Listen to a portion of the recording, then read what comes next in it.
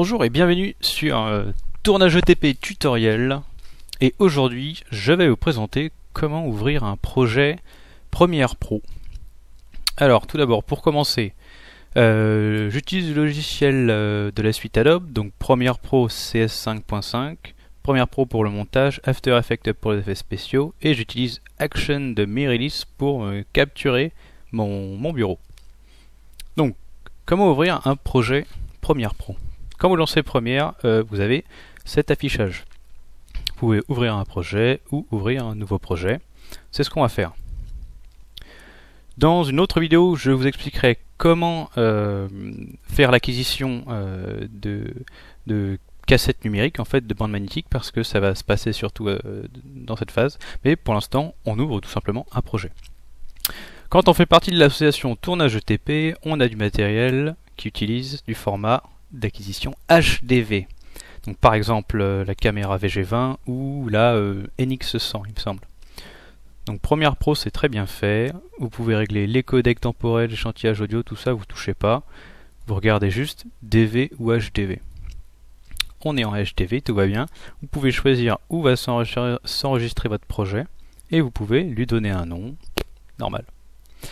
Petit conseil, quand vous faites un montage compliqué, essayez de regrouper tous vos éléments dans le même dossier. Donc le dossier de tournage ETP, c'est celui où il y a tous mes projets. Si je regarde, donc par exemple le dossier COSI 2013, tous les éléments de ce projet sont dans ce dossier.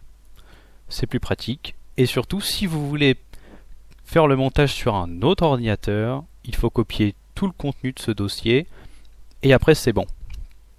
Donc, on ouvre un projet sans titre. C'est juste l'essai, on attend quelques secondes de chargement, on tombe sur la deuxième fenêtre. Ici on va régler le format de sortie de notre projet. Donc avec une caméra, par exemple la NX100, on peut filmer en 720p, en 1080p, en 25 images secondes, en 50 images secondes, c'est ici que ça se passe. Donc on ne quitte pas le dossier HDV. Tout le reste, c'est des formats, il y en a tout un paquet. Je suis pas un professionnel, donc je ne les connais pas. Mais pour le matériel de tournage ETP, on reste dans du HDV. 720p, donc vous avez une vidéo de 1280 de long sur 720 de hauteur. 1080p, c'est 1440 pixels de long sur 1080 de hauteur. Et évidemment, plus votre résolution est grosse, plus l'exportation finale sera longue, mais plus la qualité sera belle. Donc pour une vidéo de quelques minutes, vous pouvez vous permettre de faire du 1080p si vous avez filmé en 1080p. Ça sert à rien de filmer en 720, de faire un projet 1080p puis ensuite d'étendre la vidéo comme un idiot.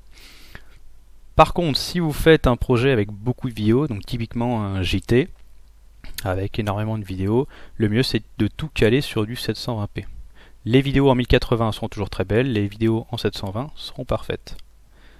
Donc, par exemple, on ouvre un petit projet pour une vidéo qui va s'inscrire dans un grand projet. On va prendre du 720p.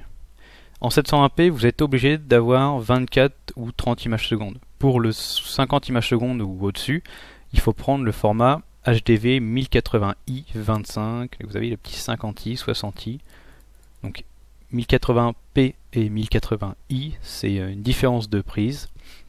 Et donc vous voyez entre parenthèses 50i, 60i, c'est que dans ces formats-là, on peut faire des vidéos plus fluides, donc par exemple avec du 50 images secondes.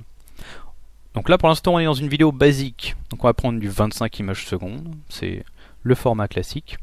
Attention, sur Mac, certains logiciels montent en 30 images secondes.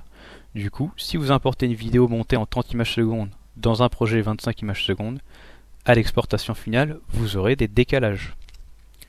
Donc on est sur une vidéo prise par exemple par la caméra NX100 en format 720p, en 25 images secondes, tout va bien.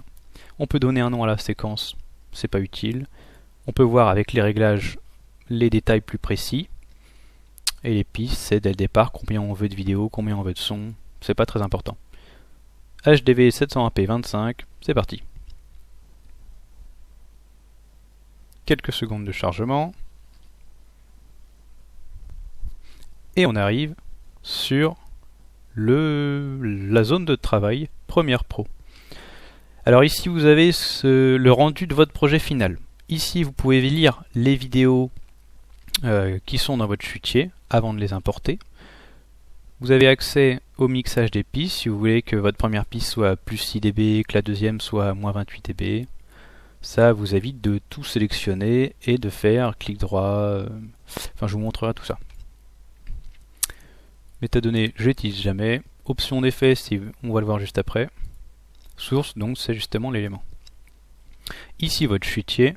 Ici tous les effets que vous allez pouvoir utiliser sur la vidéo, sur l'audio. Explorateur média, ça permet d'aller récupérer des petits éléments à droite à gauche. Des infos, j'utilise jamais. Et l'historique, non plus. J'utilise surtout les effets.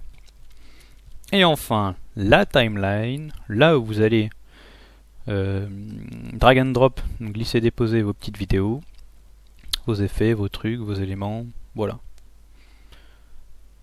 À droite, vous pouvez, quand vous lisez votre projet, voir le niveau. Je vous conseille un niveau global qui est entre moins 12 et moins 6 dB. Pourquoi? Parce que le son est clair, ça sature pas, et quand vous lirez votre vidéo chez vous ou dans un amphithéâtre, vous aurez juste à booster le son, il n'y aura pas de souci. Et tout en bas à droite, les petits outils. Donc alors on a l'outil plume qui permet de découper des éléments sur la vidéo.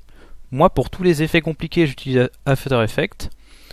Ici dans ce logiciel, moi je ne fais que déplacer les vidéos et les couper. Voilà. On a plein de petits autres éléments, mais personnellement, j'utilise pas tout ça. Je vais donc maintenant nous mettre dans un projet récent, comme ça m'évitera d'importer tout un tas de vidéos. Donc par exemple, la cérémonie du COSI, du dernier COSI. Donc je n'enregistre pas les modifications, c'est un projet test. Quand vous avez importé des vidéos, elles se retrouvent ici. Alors, pour zoomer, dézoomer votre piste, hop, vous pouvez aussi faire CTRL molette, Alt molette, pardon. Voilà. Voilà globalement la forme que peut avoir un montage. Donc je disais pour importer une vidéo, drag and drop, hop, et voilà. Et donc, par exemple là, c'est une vidéo numérisée. Donc elle a un format 4/3, mais comme tout le monde utilise du 16/9, j'ai une séquence qui est en format 16/9. Donc le problème que vous avez si vous importez du 720p sur un projet 1080p, c'est qu'à la fin, vous dites ah bah c'est trop petit, hop j'agrandis, et c'est super propre. C'est de l'humour. Donc voilà à quoi ça ressemble. Et je ferai une deuxième vidéo pour vous parler des petits effets différents. Pour l'instant, avec tout ce que je vous ai montré, vous êtes capable sans problème d'ouvrir un projet qui correspond aux vidéos que vous avez filmées et de commencer à travailler dessus.